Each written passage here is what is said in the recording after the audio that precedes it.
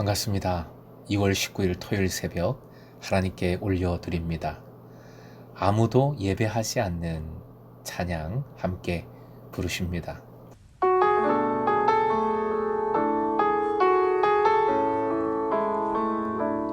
아무도 예배하지 않는 그곳에서 주를 예배하리라. 아무도 찬양하지 않는 그곳에서 나 주를 찬양하리라. 누구도 헌신하지 않는 그곳에서 주께 헌신하리라. 누구도 증거하지 않는 그곳에서 나 주를 증거하리라. 내가 밟는 모든 땅 주를 예배하게 하소서. 주의 보혈로 덮어지게 하소서. 내가 성이고 주의 거룩한 곳 되게 하소서. 주의 향기로 물들이소서.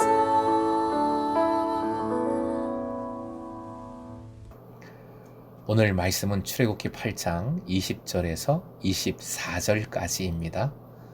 함께 본문을 읽겠습니다. 여호와께서 모세에게 이르시되 아침에 일찍이 일어나 바로 앞에 서라. 그가 물 있는 곳으로 나오리니 그에게 이르기를 여호와께서 이와 같이 말씀하시기를 내 백성을 보내라. 그러면 그들이 나를 섬길 것이니라. 내가 만일 내 백성을 보내지 아니하면 내가 너와 내 신하와 내 백성과 내 집들에 파리떼를 보내리니 애굽 사람의 집집에 파리떼가 가득할 것이며 그들이 사는 땅에도 그러하리라. 그날에 나는 내 백성이 거주하는 고센 땅을 구별하여 그 곳에는 파리가 없게 하리니 이로 말미암아 이 땅에서 내가 여호와인 줄을 내가 알게 될 것이라. 내가 내 백성과 내 백성 사이를 구별하리니 내일 이 표징이 있으리라 하셨다 하라 하시고 여호와께서 그와 같이 하시니 무수한 파리가 바로의 궁과 그의 신하와 집과 애굽 온 땅에 이르니 파리로 말미암아 그 땅이 황폐하였더라. 오늘의 기도 제목, 구별하여 구원하시는 주님을 의지하여 부지런히 선교하게 하소서.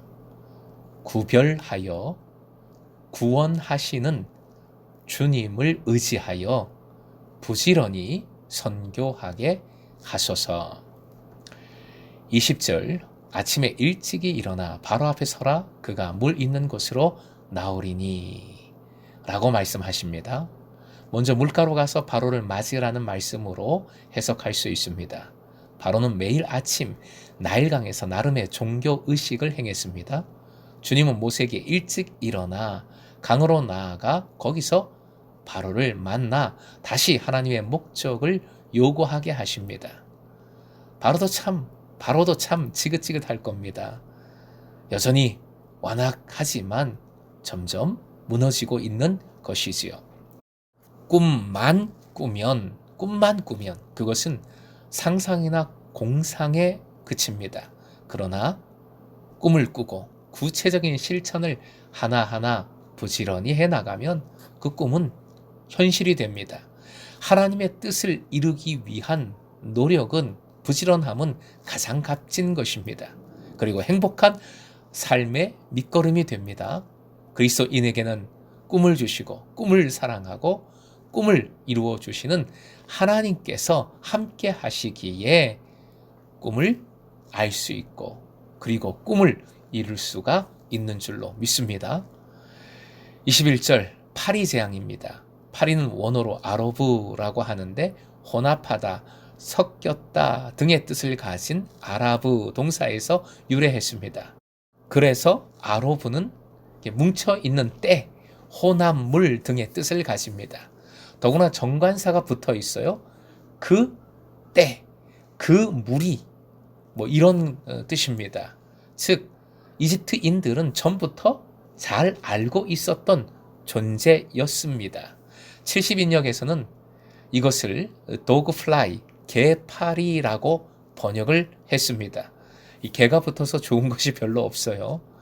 개파리, 특히 열대지방에서 홍수 이후에 극심하게 활동을 합니다. 전염병을 옮기는 요인이 됩니다. 이집트에는 파리의 신 바알 세붑이 있었어요. 바알은 주인, 세붑은 파리 혹은 날벌레라는 뜻입니다. 파리로 질병을 생기게도 하고 그 질병을 낫게도 하는 신입니다. 파리는 악령 그 자체이거나 혹은 사람에게 악령을 옮기는 역할을 한다고 믿었습니다. 지독하고 더러운 악령떼, 파리떼를 거느리는 신이 바알세붑입니다. 블레셋 5개 도시 국가 중 하나인 에그론도 이 바알세붑을 섬겼습니다. 결국 파리의 재앙도 이집트의 우상을 깨뜨리고자 내리신 징벌인 것이지요. 본문의 22절, 23절에 나오는 표현인데요. 오늘 말씀의 핵심이라고 할 수 있겠습니다. 화면 보시고 함께 읽겠습니다. 고센 땅을 구별하여 그 곳에는 파리가 없게 하리니 내가 내 백성과 내 백성 사이를 구별하리니. 구별이라는 표현이 반복되지요. 땅과 사람을 구별하시는 하나님이십니다. 구별의 의미를 상고해 보고자 합니다. 첫째, 구별은 곧 구원, 구속입니다. 예수 그리스도를 통한 하나님의 구원하심과 보호하심이 구별이에요. 그리스도인에게는 반드시 구별되는 것이 있습니다. 하나님께서 하나님의 택하신 백성에게는 구별해 주시고 보호해 주시는 은혜를 허락해 주십니다. 그러니 그리스도인은 그 은혜를 붙들고 구별된 삶을 살아야 하는 것이지요. 두 번째로 구별은 창조주 하나님의 능력입니다. 나일강 삼각주에 위치한 고센은 지리적 환경적으로 파리떼가 많을 수밖에 없는 지역이었어요. 그러나 이 고센 땅을 구별하여 파리떼가 없게 하셨습니다. 이것은 창조주 하나님의 역사하심, 능력, 사랑이지요. 사도행전 17장 24절 25절 화면 보시고 함께 읽겠습니다. 우주와 그 가운데 있는 만물을 지으신 하나님께서는 천지의 주재신이 손으로 지은 전에 계시지 아니하시고 또 무엇이 부족한 것처럼 사람의 손으로 섬김을 받으시는 것이 아니니 이는 만민에게 생명과 호흡과 만물을 친히 주시는 이심이라. 아멘. 창조주 하나님께서는 만민과 만물을 다 품고자 하십니다. 그럼에도 구별하셔요. 아니, 그러기에 구별하십니다. 끝으로 구별은 차별과 완전히 다른 것입니다. 그리스도인들의 문제는 때때로 구별과 차별을 혼동하면서 올 때가 많습니다. 차별은 다른 사람은 한마디로 죽어야 하고 나만 살아야 하는 것을 의미하지요. 그런데 구별은 구분하지만 이를 통해 다른 사람도 살리고자 하는 것입니다.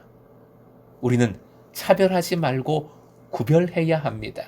만민을 품는 창조주 하나님께서는 구별을 통해 주님의 구원의 은혜를 깨우치고자 하십니다. 알게 하십니다.